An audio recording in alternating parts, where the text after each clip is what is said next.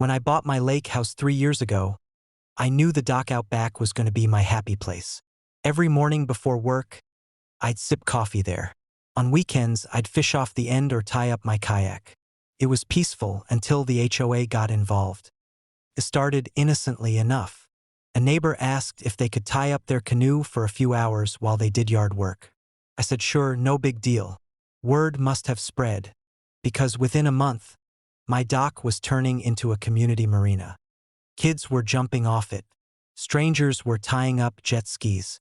One Saturday, I came out to find the HOA president herself, Patricia, throwing a barbecue right at the foot of my dock, acting like she owned the place. When I told her, "Hey, that's private property," she smiled like I'd told a cute joke. "Oh, we've always used this dock for gatherings. The last owner didn't mind." I reminded her I'm not the last owner, and she needed permission. She laughed it off.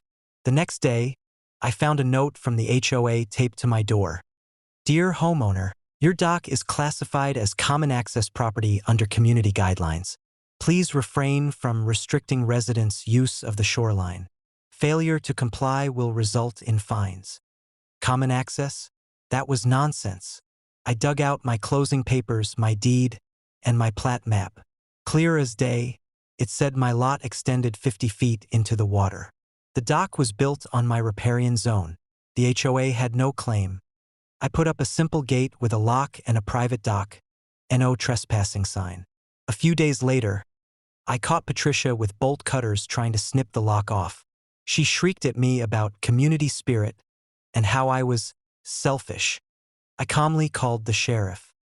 When the deputies arrived, Patricia was in full meltdown mode, waving her HOA binder and demanding they cite me for blocking community access.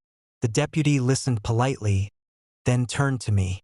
I handed him the deed and the plat map. He studied them, then turned to Patricia. "Ma'am," he said, "this dock's on private property.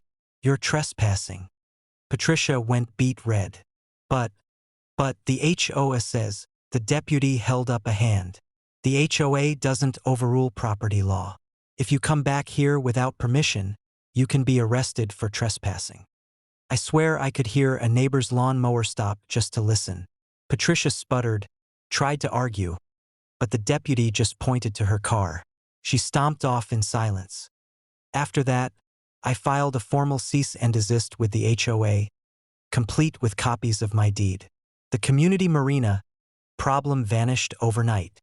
Patricia still glares at me from across the street, but no one else tries to throw parties on my dock anymore. Now my mornings are mine again. Me, my coffee, my dock, exactly as it should be. It's funny how people think they can claim your space just because they're used to getting their way, until you remind them the law says otherwise.